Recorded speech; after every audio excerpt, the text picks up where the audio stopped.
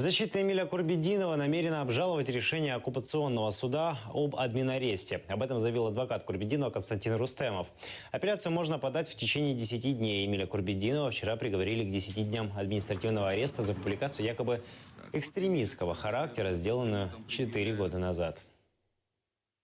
Привлечение адвоката к административной ответственности не влечет никаких последствий для дальнейшей его профессиональной деятельности. Дай бог, чтобы все проблемы Эмиля закончились на этом аресте. Что касается отношения к постановлению, ни я, ни мой подзащитный с ним не согласны. Намерены обжаловать его в апелляционном порядке. Правозащитная организация Freedom House призывает оккупационные власти освободить Курбетдинова и Салиева, арестованных вчера. Об этом идет речь в заявлении вице-президента Freedom House по международным программам Роберта Германа. Текст опубликован на странице организации в Фейсбуке.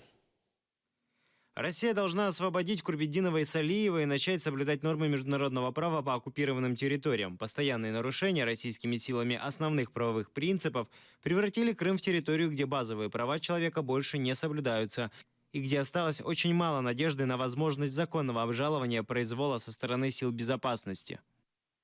Также остановить преследование адвокатов в Крыму и освободить Курбетдинова и Салиева призвал Украинский Хельсинский союз по правам человека.